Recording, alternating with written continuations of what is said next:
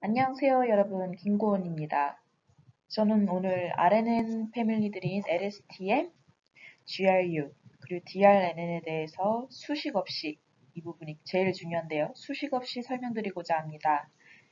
제가 수식 없이 설명드리는 이유는 제가 수학을 못해서라기보단 굳이 수식이 없어도 이해하기 쉽게 설명드릴 수 있다는 자신감 때문이죠. 이 강의를 보고 여러분은 RNN과 그리고 그 패밀리들에 대해서 조금 더 쉽게 이해할 수 있을 것입니다. 원래 이 알고리즘들을 알고 있다 싶으신 분들도 평소 이렇게까지 누가 가르쳐주지 않아서 찜찜했던 기분을 좀 해소하시기 바랍니다.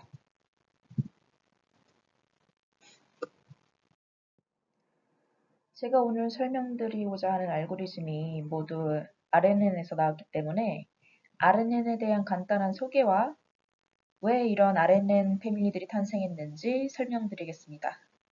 그 이외에는 LSTM, GRU, DRNN 순서대로 설명드리겠습니다. 우리가 딥러닝에서 자주 다루는 데이터는 한 장씩 따로 봐도 상관없는 독립적인 데이터들인 이미지들이 있고요. 반면에 서로 연관 지어야 되는 경우가 있습니다. 날씨 정보를 예로 들자면 현재 비가 많이 내리고 있다면 10분 뒤에도 대충 비가 내리고 있다고 예측할 수 있겠죠? 네, 이렇게 시간의 영향을 많이 받는 데이터를 일반적으로 순차 데이터 혹은 시계열 데이터라고 부릅니다. 이런 순차 데이터는 기존 포워드 뉴럴 네트워크로 처리하기 힘들어요. 그래서 RNN이 탄생한 거고요. 이걸 딱 보시면 뭐가 차이가 나는지 한눈에 딱 보이시죠? RNN은 이렇게 히든 레이어에서 자기 자신으로 다시 돌아가는 듯한 이런 루트가 있고요. 반면에 오른쪽에 있는 이 forward neural network는 보시면 알겠지만 직진밖에 안 해요. 네, 과거 따윈 전혀 신경 쓰지 않는 네트워크라고 보시면 됩니다. 이러니까 순차 데이터를 처리하기 힘들지. 앞에서 설명해드린 자기 자신으로 돌아가는 RNN 구조 덕분에 순차 데이터를 분류하는 모델을 만들 수 있게 되었어요. 그런데 이런 완벽해 보이는 RNN에도 치명적인 단점이 있었는데요. 그것은 바로 Vanishing Gradient Problem이었습니다. 뭔가 영어로 말하니까 있어 보이네. 한국말로 직역하면 사라지는 기울기 문제? 그냥 영어로 쓰는 게 낫겠군요. 뭐 어쨌든 너무 깊은 시경에서 backpropagation을 계속 진행하면 기울기를 계속 업데이트할 거 아니에요. 그러면 어느 순간 미분값이 0에 가까워지는 현상을 바로 Vanishing Gradient Problem이라고 합니다. 네, 이 사진은 가족고락단을 보신 분들이라면 알겠지만 게임 참가자들이 모두 헤드셋을 끼고 있기 때문에 입모양으로만 단어를 유추하게 됩니다. 그래서 처음에 정답을 알려줘도 이게 정답 마지막으로 갈수록 이상한 단어가 생성돼요.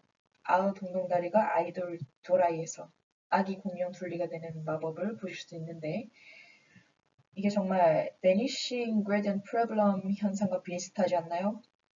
네, 이처럼 문장이 길어지면 신경망도 깊어지니까 여기서 RNN은 한없이 약해지게 됩니다. 그런데 이런 현상을 극복하기 위해서 또 똑똑하신 분들이 새로운 신경망을 탄생시켰어요. 바로 그 유명한 짜잔 LSTM입니다. LSTM이 뭘까요? 구글에 검색해 보시면 바로 이런 정의가 나옵니다. Long Short-Term Memory, 장단기 기억, 장단기 메모리. 자, 이처럼 이름에서도 알 수 있듯이 뭔가 짧거나 긴 걸 기억하는 메모리가 있는 듯 합니다. 뭐 신경망에 뭐 메모리요. 구조를 보시면 이렇게 게이트라는 것들이 있네요. forget, input, output 게이트들이 불필요한 기억은 지우고 기억해야 할 것들을 정한다고 하네요. 뭔가 구조가 좀 복잡해 보이긴 하지만 게이트를 3개나 갖고 있고 얘네들을 이용해서 입력을 지우거나 저장할 수 있는 신경망 같습니다. 그리고 특히 forget gate를 이용해서 기억을 장기적, 단기적으로 저장할 수 있어서 장단기 메모리라고 하는구나. 그래서 LSTM이구나 라는 것을 알 수 있습니다. RNN과 LSTM의 구조를 비교해 볼까요? 자, 먼저 RNN은 이전 셀로부터 하나의 입력값을 받네요. 그리고 외부에서 XT라는 값을 하나 받아서 하나의 레이어에서 만나서 이런 TANH라는 네모난 블록을 통과하게 되는데요. 이 네모난 블록은 그냥 활성화 함수를 씌워준다고 생각해 주시기 바랍니다. 그리고 이 TANH는 활성화 함수의 한 종류인데요. 정식적인 명칭으로는 Hyperbolic Tangent 함수입니다. 이 함수에 대한 설명은 곧 자세하게 다룰 테니 지금 릴렉스 해주세요. 그리고 출력도 마찬가지로 하나의 레이어만 출력되게 됩니다. 그리고 반면에 LSTM은 이전 셀로부터 두 개의 입력값을 받네요. 마찬가지로 입력값은 xt 하나이고 근데 이런 값들이 만나서 4개의 레이어를 각각 거친 후 각각 다른 연산을 하게 됩니다. 참고로 이 시그마 네모난 블록은 시그모이드 함수를 씌운다는 뜻이에요. 그리고 나머지 동그라미 안에 x 표시가 되어 있는 거는 값들을 곱한다는 뜻이고 플러스 표시가 되어 있는 건 당연히 더한다는 뜻이겠죠? 뭐 어쨌든 전체적인 느낌으로 봐서는 LSTM이 RNN보다 좀 복잡해 보이긴 합니다. 아까 맨 처음 LSTM을 설명드릴 때 보셨던 구조인데 중요한 역할을 맡고 있는 게이트들에 대해 다시 한번 리마인드 시켜드리겠습니다. 먼저 forget gate. forget gate는 말 그대로 과거 정보를 잊기 위한 게이트입니다. 시그모이드 함수를 적용하면 출력 범위는 0에서 1이기 때문에 출력이 0이면 이정 상태를 잊고 1이면 이정 상태의 정보를 기억한다는 뜻입니다. 여기서 좀 이해가 안 가실 수도 있는데 이 부분은 다음 장에서 자세히 설명드리겠습니다. 그 다음엔 input gate입니다. input gate는 그냥 현재 상태를 기억하기 위한 게이트이고 마지막으로 output gate. 최종 결과를 위한 게이트입니다. 그리고 여기 시그모이드 함수랑 하이퍼볼릭 탄젠트 활성화 함수를 이용해서 뭔가 연산을 많이 하는 것 같죠? 자, 앞에서 계속 나왔던 LSTM의 활성화 함수들인 시그모이드와 하이퍼볼릭 탄젠트 함수들을 설명드리겠습니다. 일단 이 두 활성화 함수는 이런 식으로 비선형에다가 서로 기울기가 어느 정도에서 수렴하는 것까지 모양이 비슷합니다. 단 시그모이드를 씌울 경우에는 이런 식으로 0과 1만 값이 나오게 되는데요. 회로에서도 0과 1만 출력하는 애들은 스위치로 많이 사용하거든요.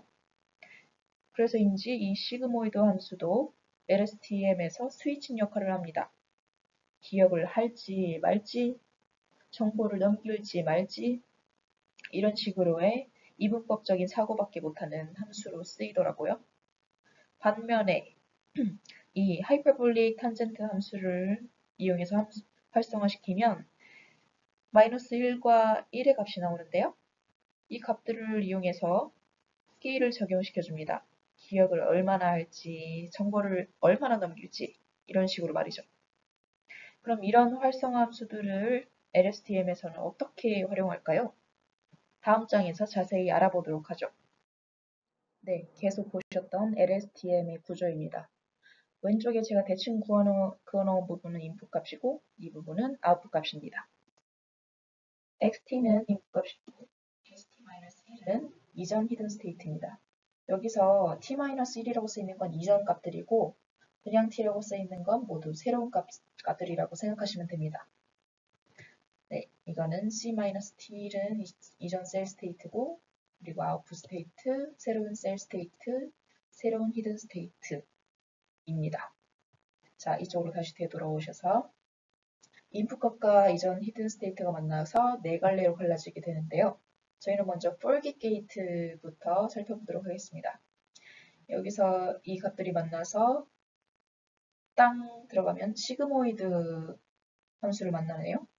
이 시그모이드 함수를 씌우면 현재 정보를 저장할지 말지를 결정하게 됩니다. 그리고 여기서 이전 셀 스테이트가 셀 스테이트와 만나서 forget gate 내에서 이 값들을 곱하게 되는데요. 이 출력은 잠시 후에 다시 만나도록 하겠습니다. 네, 그 다음으로 input gate에서 한쪽은 시그모이드 활성 함수를 씌우고 다른 한쪽은 하이퍼볼릭 탄젠트 함수를 씌우네요. 그리고 이 값들을 곱해주네요. 이 시그모이드 함수는 이 함수랑 역할이 똑같겠죠? 네, 현재 정보를 저장할지 말지. 그리고 오른쪽에 있는 하이퍼볼릭 탄젠트는 아까 스케일 역할을 한다고 했죠? 현재 정보를 얼마나 더할지 라는 역할을 하게 됩니다. 그리고 이 값들이 만나서 곱해지게 되면 이쪽으로 올라가서 여기서 또 더하는 포인트와이즈 오퍼레이션을 만드네요. 그럼 아까 대기 타고 있던 forget gate의 출력값과 만나게 됩니다.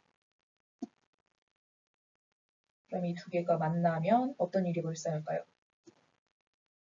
네, forget gate에서 나온 값들은 잊을 건 잊고 input gate에서 나온 값들은 새로운 기억을 추가하는 역할을 하게 됩니다.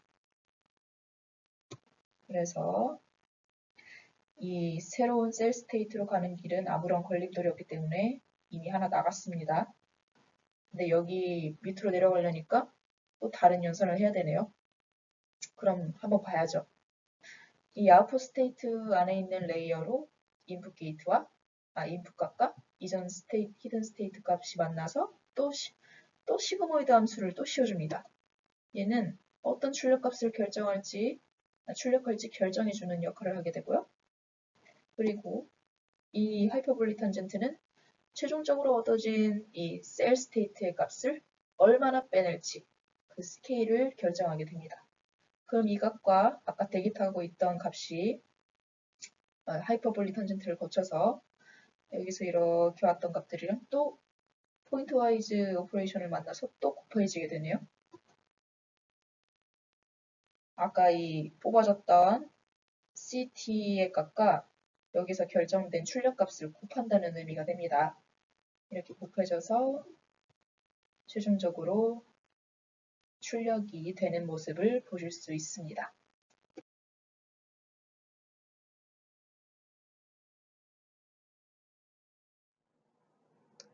LSTM이 선택적으로 정보를 잊거나 기억해준 덕분에 저희는 Vanishing Gradient Problem을 어느 정도 극복할 수 있었어요. 그런데 더할 나위 없을 것 같은데 또 새로운 알고리즘을 탄생시켰단 말이에요. 그것은 바로 GRU입니다. GRU란 무엇이냐? LSTM을 간단화시켰대요. LSTM은 게이트가 3개였잖아요. 근데 GRU에서는 forget gate와 input gate를 하나로 합쳤어요. 이것을 바로 update gate라고 부르고 나머지는 reset gate. 이렇게 두 가지만이 존재하게 되는데 LSTM의 구조를 간단화시켰는데 성능도 거의 비슷하다는 여러 연구 평가에서 증명이 되었고요. 게이트가 3개에서 2개로 줄었으니까 학습할 가중치도 적어졌으니 연산량도 당연히 작겠죠. 그 말은즉슨 학습 속도가 빠른 장점이 있다는 것입니다. 마지막으로 설명드린 알고리즘은 DRNN입니다. 그냥 Deep Recurrent Neural Networks라고 치면 구글에 안 나와요. 잘 안 나와요. 왜 그런가 했더니 바로 그냥 RNN을 여러 개 쌓아 딥하게 만든 네트워크다 라고 하네요. 여기에 괜히 쌓는다는 단어가 있어가지고 괜히 영어로 직역하고 싶게 만드는데 쌓다, 스택? 네, 그래서 Stacked RNN이라고도 불립니다. 혹은 Multi-Layered RNN이라고 불립니다.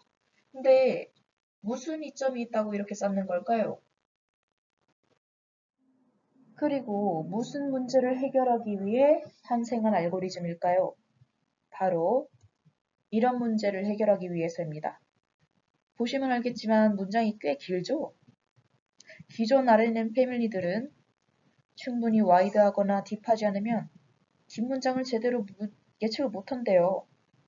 그리고 DRNN은 이런 단점을 극복하기 위해 나타난 네트워크라고 합니다. 여러 레이어를 쌓아서 딥하고 와이드하게 만들어서 기존 RNN의 단점을 극복한 알고리즘인 건 알겠는데, 아니 대체 여러 레이어를 쌓는다는 게 왜 좋다는 건지 한번 CNN을 예로 들어보겠습니다. CNN도 이런 식으로 여러 레이어를 쌓으면 그림에서 보시는 것처럼 인풋값과 가까운 애들은 가까이서 보니까 엣지 성분들만 추출하게 됩니다. 그런데 점점 아웃풋과 가까워질수록 멀리서 보기 때문에 이런 식으로 추상적인 형태를 볼 수 있게 되는 겁니다. DRNN에서도 이와 비슷한 효과를 얻을 수 있는데요. 이 값이 인풋 값들이고 이 값은 아웃풋 값입니다. 인풋 값과 가까운 레이어들은 신택틱한 정보를 추출할 수 있게 되는데요. 신택틱하다는 것은 바로 해석해보면 구문적이라는 단어 해석이 나옵니다. 이거는 문장을 구성하는 성분들 간의 관계를 분석하는 피처인데요. 예를 들어서 나는 사과를 먹었다. 이런 식으로 하면 주어, 목적어, 동사 이런 식으로 구분 분석을 하게 됩니다. 반면에 아웃풋과 가까운 레이어들은 세멘틱한 인포메이션을 추출하게 되는데요. 세멘틱하다는 것은 의미적이라는 겁니다. 바로 문장이 나타내는 의미를 분석하게 되는데요. 여기서 말이 많다라는 건 말이 홀스냐, 스피치냐 이런 식의 의미를 분석하게 됩니다. 드디어 저희는 LSTM, GRU, DRNN에 대해서 공부할 수 있었습니다. 저희 강의를 통해서 저희는 순차 데이터를 처리하기 위해서는 RNN을 사용해야 한다는 것을 알았고요. 그리고 RNN의 단점인 Vanishing Gradient 현상을 극복하기 위해서 LSTM과 GRU 등이 나타났다. 그리고 긴 문장을 처리하기 위해서는 레이어를 와이드하고 딥하게 만들기 위해 쌓아야 된다, 스태킹해야 된다는 것을 알게 되었습니다. 그래서 결론이 무엇이냐? 그래서 저희는 RNN의 업그레이드된 버전인 LSTM, 그리고 GRU 등을 충분히 스태킹해서 DRNN을 만들어 사용한다면 더 좋은 성능을 낼 것이라고 결론을 내릴 수 있습니다. 이상으로 저의 강의를 마치도록 하겠습니다. 마지막으로 제 홈페이지 주소인데요. 제 홈페이지에는 딥러닝 강의뿐만 아니라 프로그래밍의 전반적인 내용이 담겨 있는 포스트들이 많기 때문에 기회가 되시면 언제 한번 들려보셔서 내용을 확인해 보시고 코멘트도 달아주시면 많은 도움이 될 것 같습니다. 이상으로 부족한 저의 강의를 들어주셔서 정말 감사드립니다.